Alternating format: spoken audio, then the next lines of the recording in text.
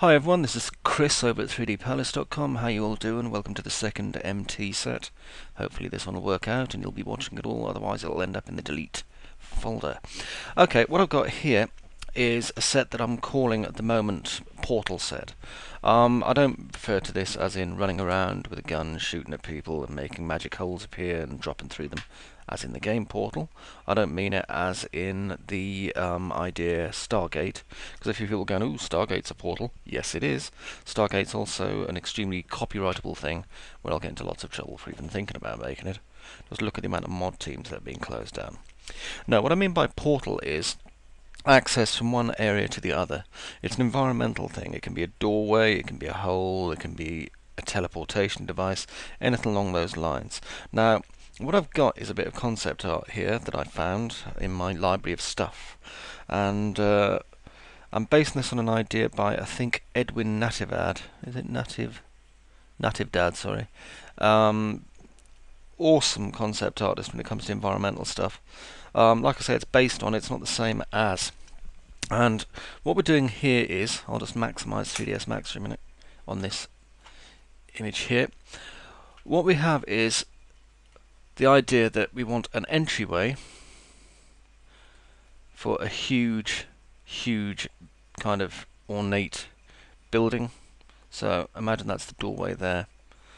This is our kind of plane here, and then we'll put some more walls here. Okay, so we've got this enormous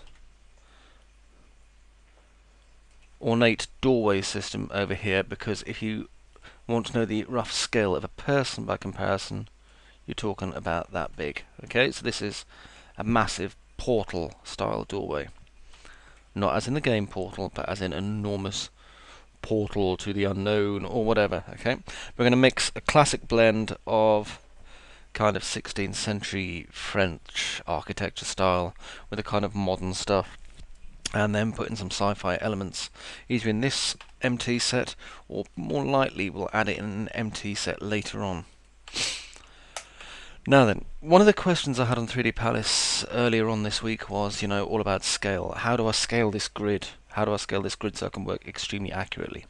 Okay, 3ds Max standard version isn't designed really for architecture. It's all about basically the modeling and the process and the poly modeling and all that kind of funky stuff. We can worry about scale later. Things can be scaled up or down as you need them. If you're going to customize and then unit setup here, you can see we can work in meters, millimeters, centimeters, kilometers. If we get a metric, we can go to US standard, which is feet with fractional inches, which is what we in England call the imperial system.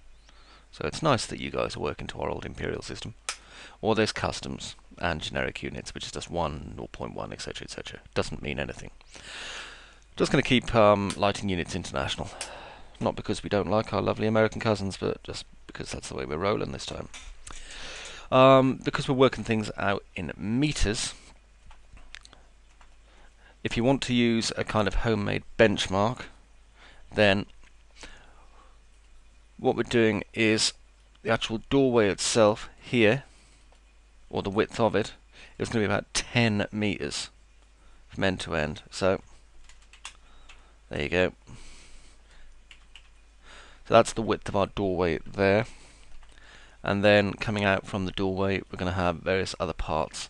So first things first then, what I'm going to do is start roughing out the shape. Now, I always agree with roughing out the shape. We then replace the parts later on. If we rough out the shape, it means that we're going to know exactly where all the pieces go. Now, because this is quite a symmetrical piece, I'm only going to have to work out, for the moment, about half the pieces, and then I can duplicate them where I need to. I'm not going to use auto grid yet either. Okay, so first of all, we have a piece here.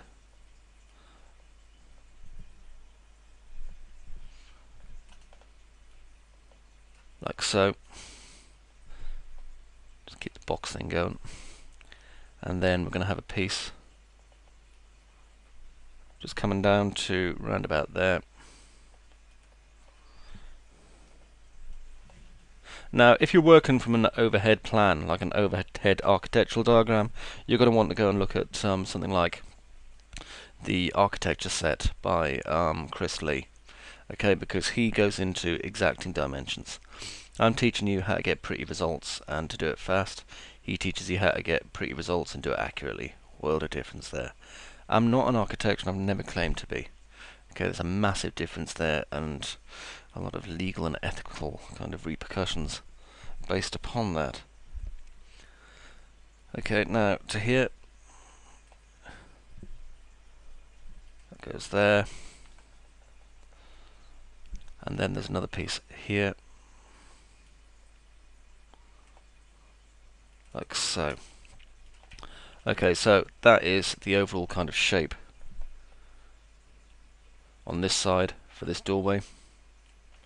Now I can start messing around and attaching these shapes together so I can get a better idea of what I'm doing. So I'll just use the attach tool. And I know it all seems fairly basic at the moment. It's always a case that we build and build and build on stuff, yeah? Okay, so I'm going to grab these, bring them up just a tiny bit like so.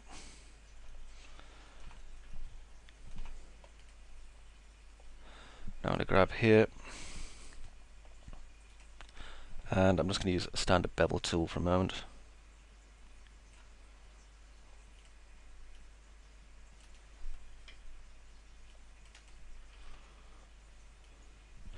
I'm not doing anything special, I'm just defining the shapes that I want to be working with soon.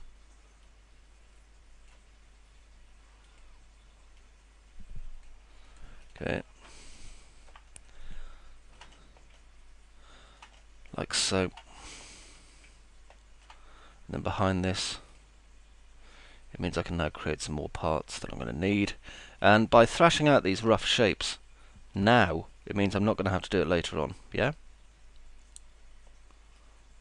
It means that if I make a mistake, which is likely, you know, mistakes happen all the time, then I can just come back to it.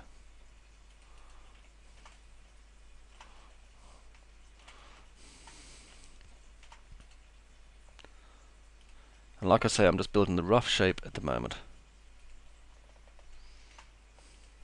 Okay, I'm just going to ring that, do a quick connect, bring that way.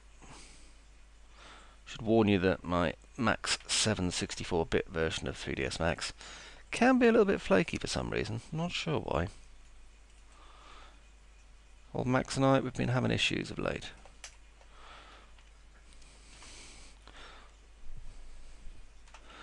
Alright, now this is a bit too far forward here, so I'm going to grab this part. You see, and this is all about just getting the rough sizes first. We're all about just defining the shapes, because the next part is going to be really, really a lot quicker. Like much, much quicker, in fact.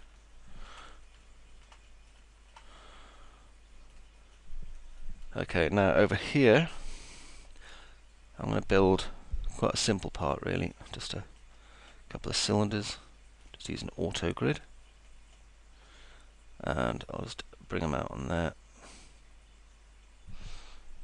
And look at that, 20 meter high, lovely. Bring it up. So there we go, height of 20 meters and a radius of 1 meter. That seems good. Again, just drag that into place there and there. Now behind here,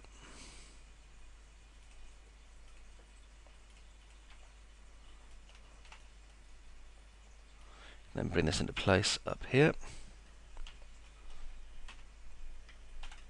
Keep an eye on my grid.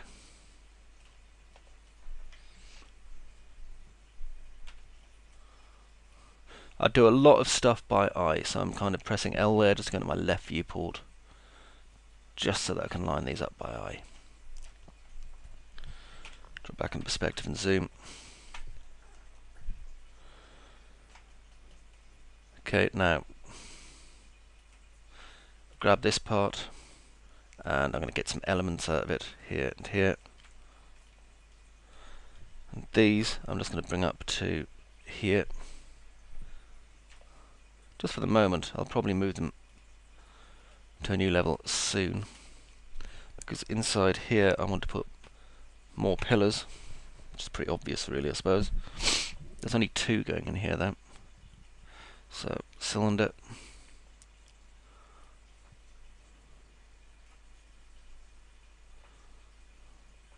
maybe 12 meters high this time, then 1 meter radius.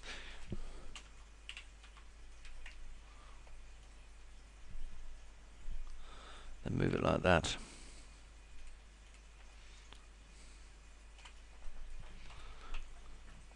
And now we can, I think the gizmo's down there, so I'm just going to center this. And just move this down into here.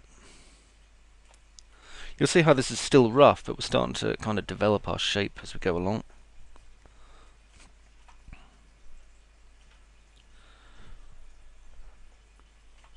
Alright. Now here. And here. What I'm going to do is just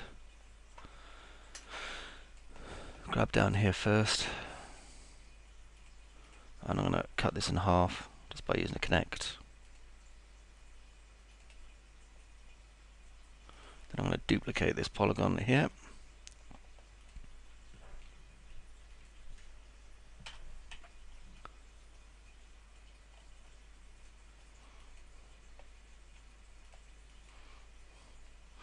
And I'll just affect its pivot as well.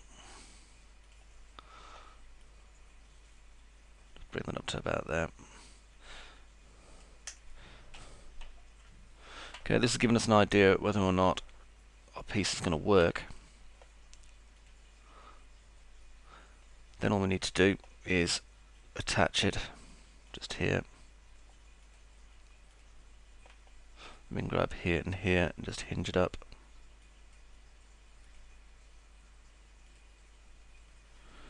To 90 degrees. Maybe 8 segments. Click OK.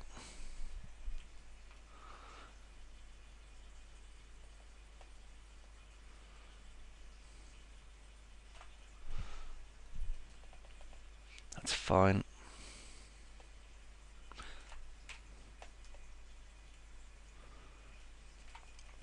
Right, now up here,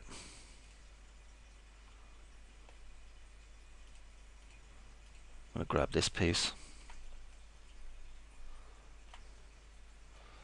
I had this sudden fear that I wasn't actually recording anything there. Right, grab this piece and just expand it out a bit.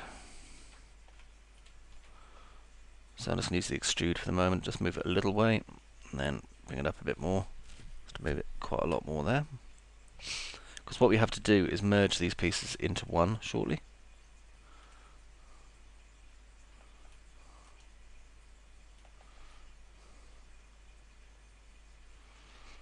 That goes into there.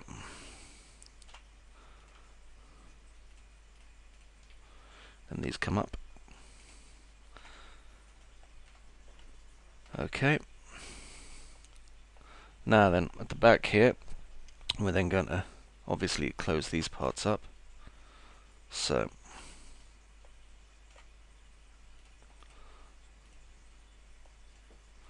it's all just tweaks, that's all it is.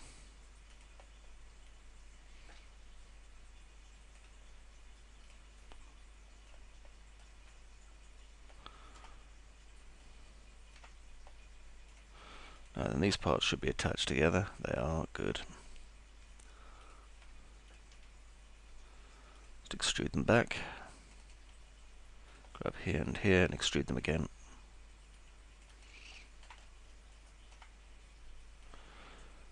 Okay, then we'll just bring that up.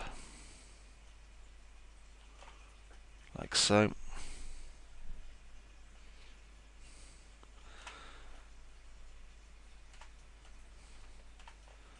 And actually, before we do, I also need to slice down here. You see, this is why we do it in rough first. We do it in rough so that we know exactly where we're going to be cutting things from.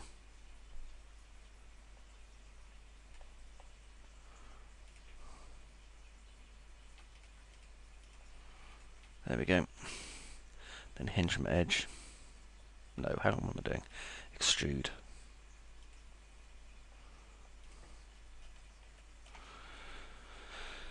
And then just bring that up.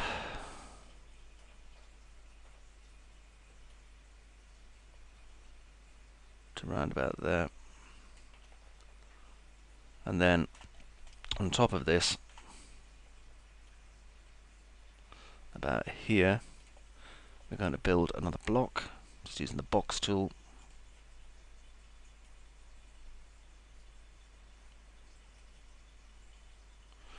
Which comes up to there. Maybe a bit higher. So to there.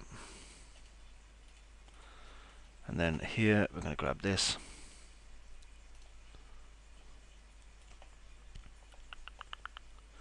And if we grab this face here, do a hinge from edge. Well, we can't until we've actually attached the other pieces on. Hang on a second. Just attach that there. Then do a hinge from edge. I'm going to pick my hinge. It's going to be this one.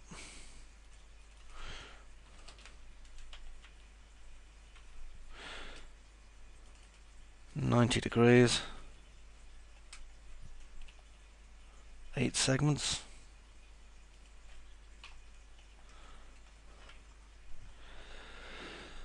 Okay, and as you see, the door's starting to fit together now. Now bearing in mind we're only making half the door at a time, so come down here and get rid of some of the polygons.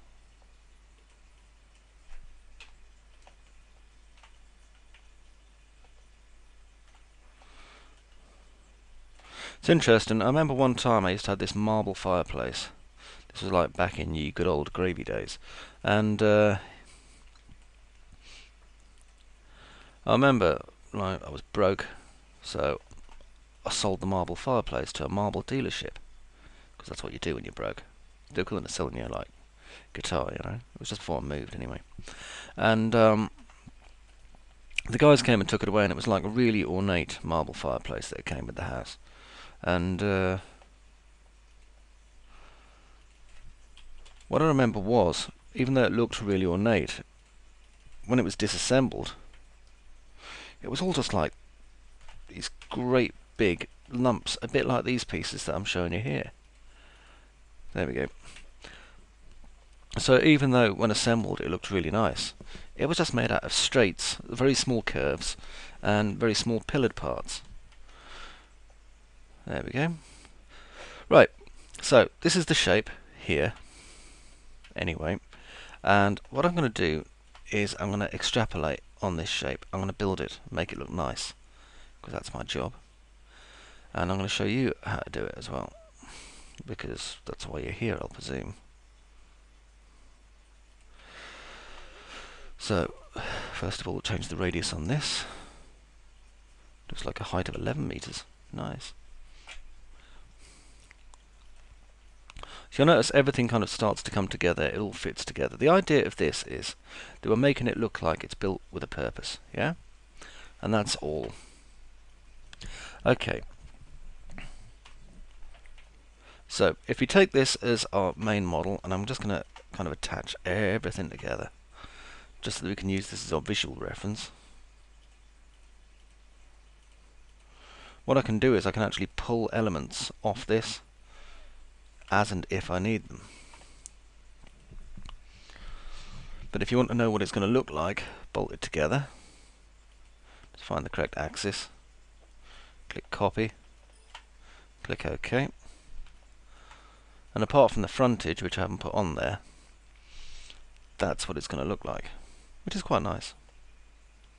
There's also going to be a kind of setback piece inside here and some additional height, but you get the idea. Okay, so first of all,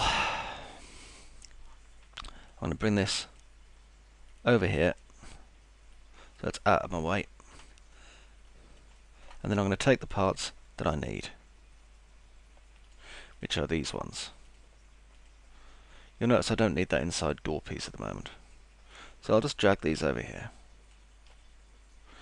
Clone to object, and I'm going to call these our portal base. Now, what is it they call the base of the pillar? Oh yeah, Usul.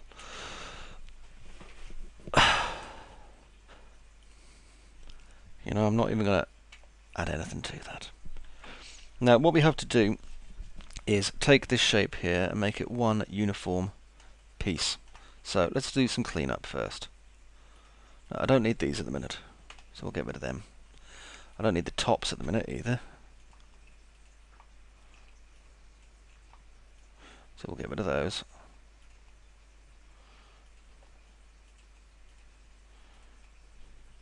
And let's get rid of this border. There we are. So now we've got just these pieces here. Now we can start moving them so they're a little bit closer to each other. Now, bearing in mind that they are supposed to be separate in some instances, one of which is this one. This is definitely supposed to be separate from this piece here. So what I'm going to do is pull this one back to about there.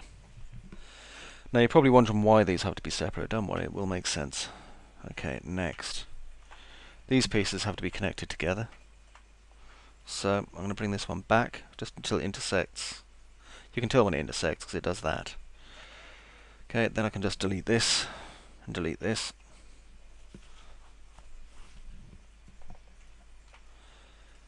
I'm going to do the same over here. So I just need to get this back polygon and just get to them to the point where they intersect. We don't have to do any of that Boolean nonsense, thankfully. We just have to do some cleanup.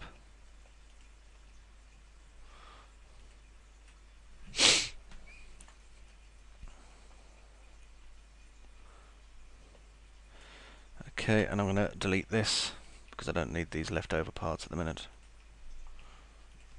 I can come back to them.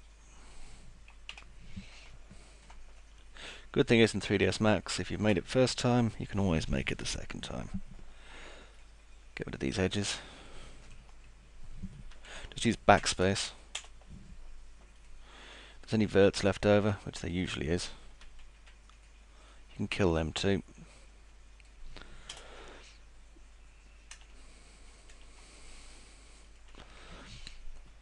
Okay. Then let's have a look here. A little bit of straightening up to be done down on this side, I think. And I'm pretty sure we have these top polys to get rid of. There we go.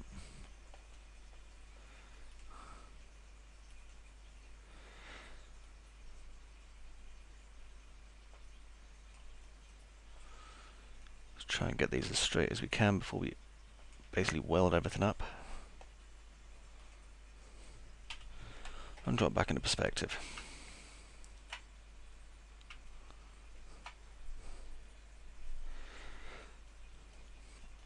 Remember, if you can't actually see what's going on the screen, I do apologise if you're watching the live broadcast of this.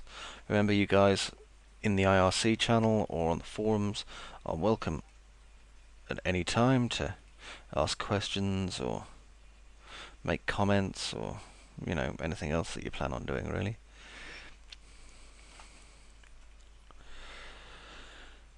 Now then, I can't just bring this edge up here because it won't work that way. The best thing to do is bring up this edge here. Now we'll see when it's too large because the bounding box will start to move. See that? As soon as that bounding box starts to move, we know we've got a problem. Now don't worry about getting the uniform heights right yet, okay? Just worry about getting your shape right. We can worry about a uniform height later. There we go. What we want at the minute is just the ability to make this one piece. Once we've got this, things are going to get a lot easier for us. Okay, now close up this piece.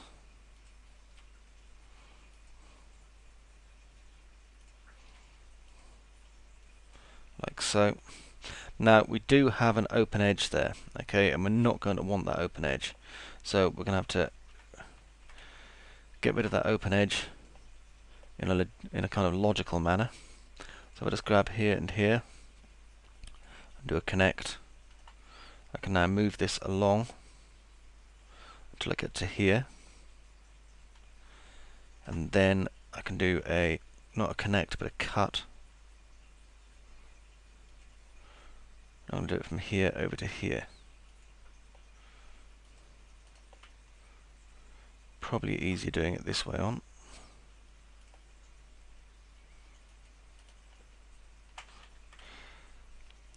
I've often wondered how the cut tool kind of works out what the hell it's doing. I think I'm going to need, this polygon's not attached, you see, so I think I'm going to need to break off this polygon and then remake it, because the problem is that this side vert wasn't actually connected to anything. So if I just bridge there and then bridge here, I tend to use the bridge tool over capping wherever possible. Now you'll see I've got the same problem here. Now in this case I can cut,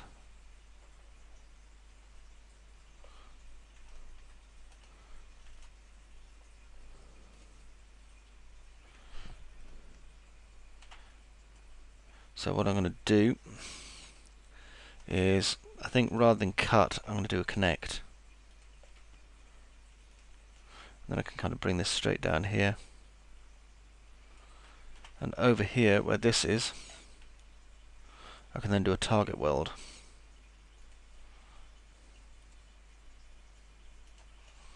Onto there.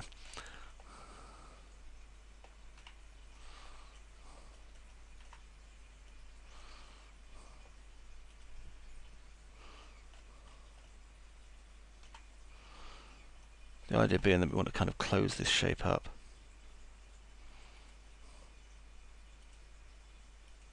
There we go. So again, we can just fill this hole in.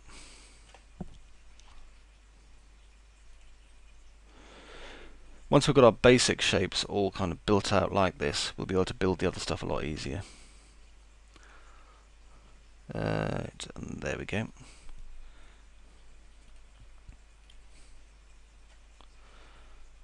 Right then, now over here, grab there and there. Using the edge tool rather than the border tool, otherwise I'll make a mistake. Just cut from there to there. A lot of the time we don't even need these back faces, but we have to make our geometry that we're working with as sturdy as possible, just so that we can do what we're doing at the minute. Okay, now you'll see there isn't a cut here, for example, so this is all kind of part of the basics of thrashing out the shape though. Now you'll notice that's a little bit of a wonky edge there, so we can straighten that up just by using the scale tool just on the x-axis. This only works if your object is basically oriented this way. Now if you look over here, we start getting a break in the shape. So what we're going to do is move it along until we're nearly there, and then I'm just going to target and weld. There we go, and that closes that up a bit. Okay, now let's just start doing some interactive bridging. So if I just use my bridge tool, I'm going to start closing up shapes like this. A bit like doing those little puzzles that we used to do as kids, or that little game where you and a friend have dots and you kind of take it in turns to put a line until you fill in the boxes. That's what the interactive bridging tool reminds me of. Okay, so what we've done here is basically created exactly the same shape as we already had, but what we've really done is we've created a complex shape that isn't just three boxes standing next to each other. And the reason we've done this is because we need to be able to make some much more complicated shapes from this. Now what we need to do over here is, and I'll grab the chamfer tool for this, if I chamfer this amount like so, we can add additional segments into it. Now you think to yourself probably, why? Well, because we're going to want to turn this around. We're going to want to make a detail piece out of these edges wherever we can. But I'm going to make the segment myself manually. Now what I need to do is find the places where I'm going to do that. And that's these. Okay, and this is a chamfer amount of 0.5 meters. So I'm just going to click OK. Now over here, where this one is, I'm going to grab here and here, and I'm going to have to do this one kind of by eye really. So I want to bring that to about there. I'm going to have to repatch the top soon, so I'm not too concerned about that at the minute, but I will be later. Now I'm going to grab here and here, do a single connect, and I'm going to go along and I'm going to do this for all these segments here.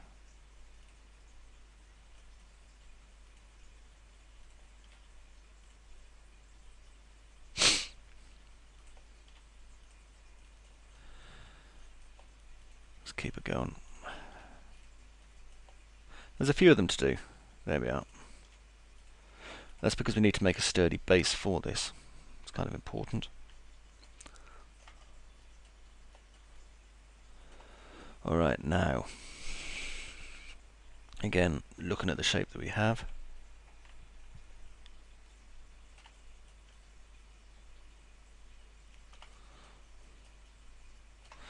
If I basically grab this part here and do a hinge from edge, and then pick my hinge and have this one, and just make it a 180 with 8 segments, you'll see that we get that kind of nice rounded piece there, like so.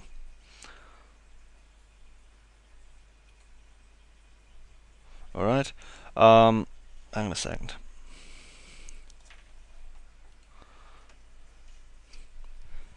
People always ask me if I can move the camera around while I'm doing this, which isn't especially easy, but I'll do my best. I now have a camera balanced in front of my face. Right, anyway,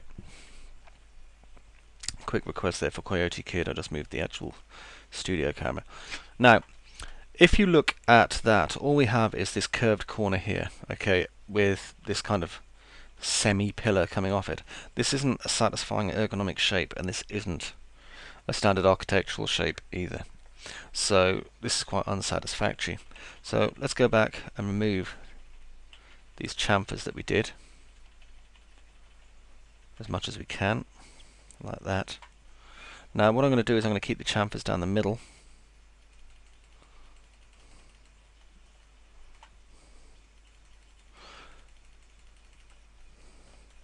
There. Now, I think I've only got 10 undo levels on. I normally have way more than that. Is there a way that we can make this stand out more? Well, there is. I mean, another way we could do it is we could grab this and kind of drag it forward like that, and have it come out completely from the corner. But another good way is that we just grab the entire piece here and just extrude it a little bit by about 0.15 meters, and then we do that half pillar there, and that's going to work much better, because otherwise it's really too flush with the shape. It's not, like I say, it's not a valid shape if we don't. Okay, so let's get them all done.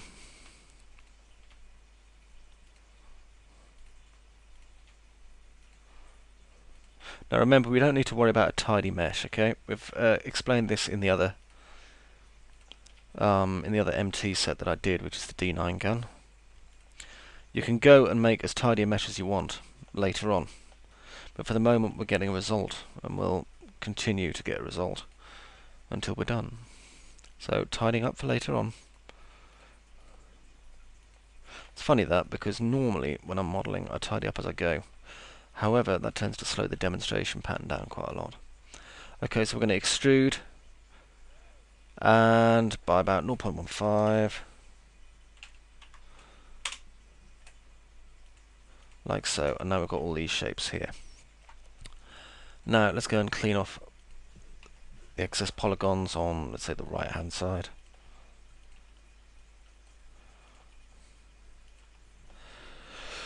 Okay, and you're welcome, Coyote Kid, who asked if I could move my camera. I never give people much warning for these things really, so 180 degrees. Okay, click OK, and then hit delete. Hinge from edge. Just using 8 segments. Always hit delete afterwards, otherwise you've got facing poly.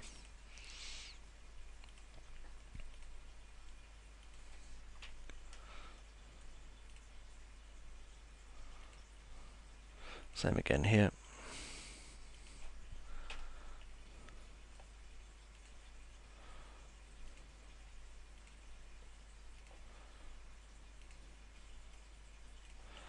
And here.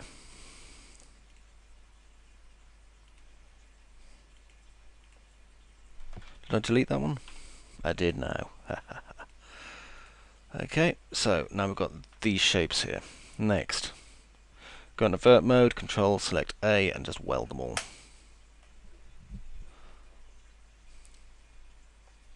And that gets rid of 10 segs straight away. Okay. Now, what I've got over here is a need to create this kind of stepped area here, which is going to come off the top of that. I also need to create a kind of inward area on these where the actual pillars are going to rest. And then down here I need to kind of create a block piece that's going to come in as well. So the easiest way to do that, rather than kind of messing around, because if you look, I can't inset these pieces, and you're probably thinking to yourself, oh no, no inset, what is he going to do? It's so terrible. Yeah, it isn't especially. Let's start with this one, just to kind of demonstrate. Now, if I do inset this, you'll notice I only have a limited amount of insetting I can do before, well, you can see the problem, can't you? Like so. But if I delete and create this rather handy hole, and then inside it I just grab here and here and just bridge that, which gives me this rather nice polygon here. I can then move this forward like so. I can then grab these two here and here. I'll move those down.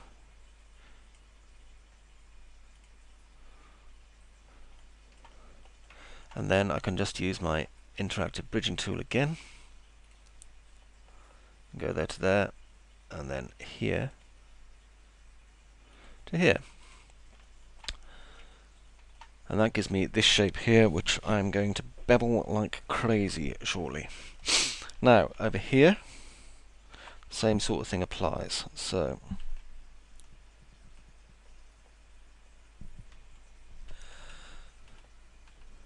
I've got that big piece behind, which I'm going to have to drag in before I do much else, but I want to prepare these first,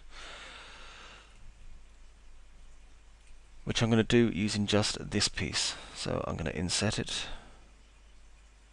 like so, and then I'm going to get rid of all the other pieces. And I know you're thinking, my God, he's completely mad.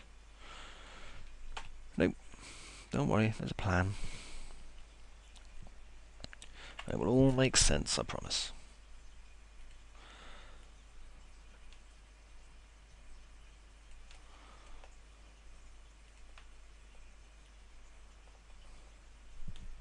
Just want to make sure that what I'm doing is correct. Now I need to move this part slightly out of the way. And the good thing is that you can, just by doing that. Good thing is we have an awful lot of flexibility here. Now I need to grab an edge here and here. Why, thank you, Coyote. I think he's the only one actually watching at the moment. I know some people kind of don't really like the whole "what time in the morning? We're from America. We can't get up at that time, it would kill us" kind of approach. I don't think so, that's when I eat my pancakes. Okay, and this comes across to here. And we get much more control by doing it this way of the inset shape, rather than trying to force an inset into a shape that's not going to have to into a shape that's not going to actually conform to it at all. And then it's just a case, obviously, of just kind of closing this up, which we can do simply enough just by using the border tool for the moment. Remember what I said, it doesn't have to be tidy. All we have to do is just bridge the two. Now you can see here we've got some train wreck going on just there, so Bit of manual cleanup, I think, to be honest. There, do a bridge. I've still got the cap tool on. There, and do a bridge. Got to be really careful not to end up with too much of a mess. 3ds Max is good, but it doesn't know what you want to do a lot of the time.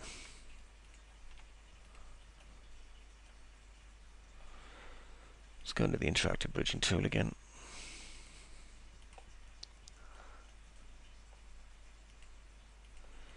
Give it as simple a set of shapes to work with as possible, and don't worry if you end up with tries. 3ds Max 2010 even has a find your tries and try and fix them tool going on, which is surprisingly enough actually quite useful.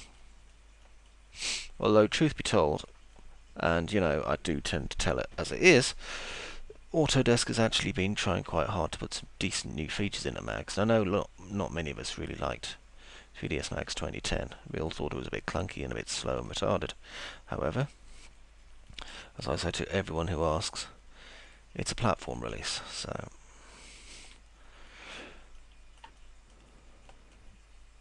it does have a few nice features on its own. Okay, so there we go. We've created that. I can't see hardly any broken polys except for here, where this one just doesn't want to play nice, does it? Some of them just don't, though. Just do some poly repair just there. If the polygon seems a different colour, it could be because it isn't properly flat, or its normals could be screwed or anything. You don't really want to be able to see the polygon at all. Okay, and that gives us that shape. Right, the next thing I'm going to do then. How long have I been recording for? About 46 minutes, that's not bad. Someone in the IRC want to give me an appraisal of how long I've been recording for? No, good. I'll just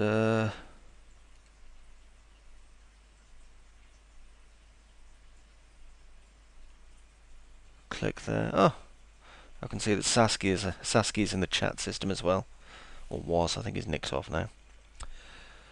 Right then. What was I saying?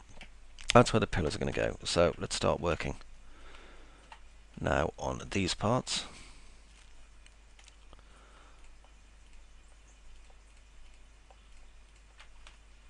And over here at the back, where these go, let's have a quick look. This should just feed straight into a wall piece, so I've got to be careful that I don't actually basically impinge on the wall piece that's going to be coming down and out of here. So the best way to do that, if you don't understand what I'm talking about, by the way, at this point, don't worry. What I'm basically saying is I'm going to be beveling up this piece here, okay, but I need to keep the back in place. Now if I bevel this up at the minute, there's going to be a gap between here and here which I have to fix. But if I sort that out now by basically taking these pieces almost away, so I'll just do an inset and then delete this and this. Now I'll demonstrate what I'm doing and then you'll be all kind of, I suppose that makes sense. Bring that up to there.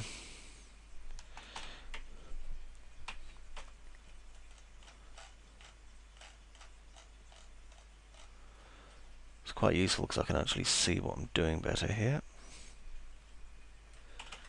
Scale it flat a bit.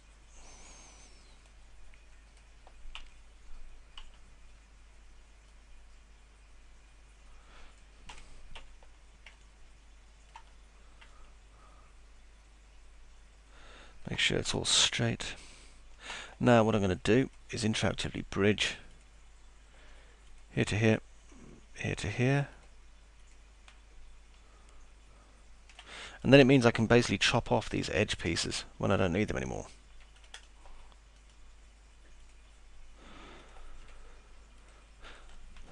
Alright, Don't worry if you don't understand what I'm saying. It will make sense. Promise.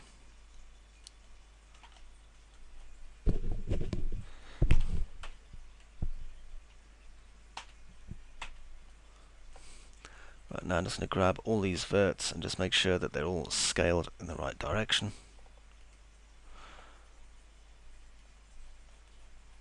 Just by scaling down on, in this case, the y-axis. Alright, and now I can do that beveling that I was talking about a few moments ago.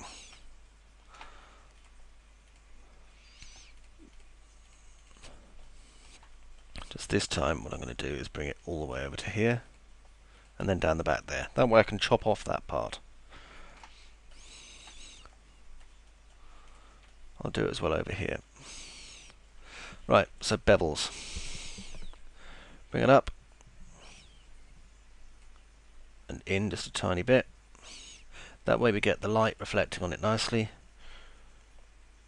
I know with proper marble it would be completely cut to kind of 90-degree angles, but we won't get any light reflecting on that, so we're doing it this way. Now again, bring it up here like so, just a small lip, then in just a tiny bit more like that. Okay, zoom out again. Now this part at the back here, which we don't want, I'm going to kill.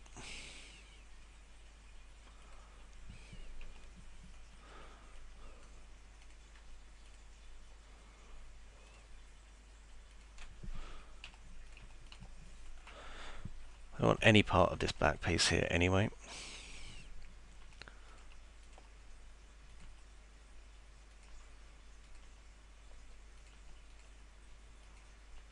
There we go.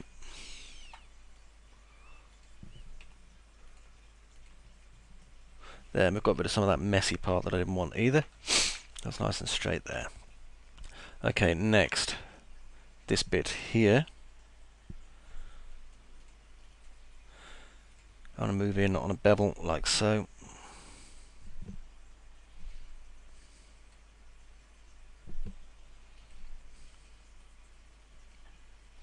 Then I'm going to bring it up.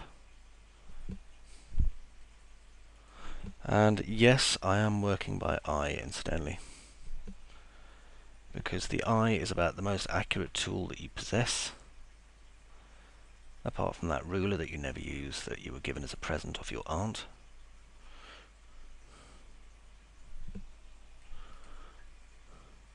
And I'm doing a 0 height bevel here, just to bring it out a little bit, and then out like so. Then I'm going to bring it up a bit more.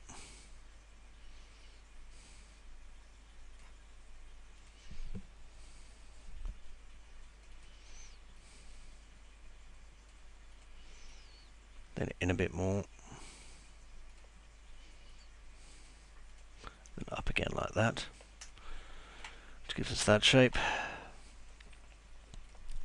We're deviating some from our original design. We can scale it any way we want though, so that's not especially of much concern to me.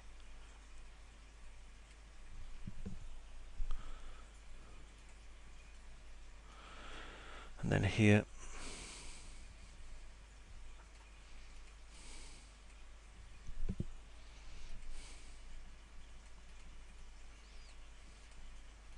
gives us that shape there, quite mausoleum-like. Okay, now over here, these parts pretty much done. So now we get to bring in the part that goes behind it, which is this part over here. Let's have a look. So we've got these big blocks here.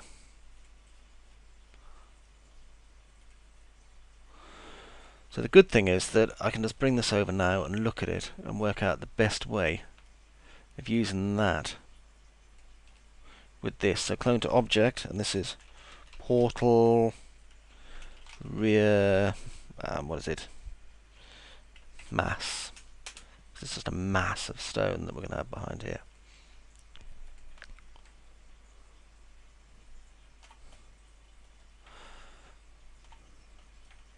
And actually this is a pretty accurate method of how they do it, because they would literally lay these as stones in front of it. So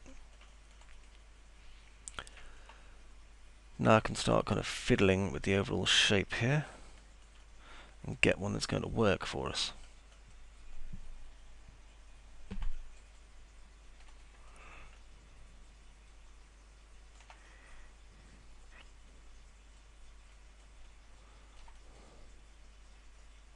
Now you'll notice that if I pull these polygons here and here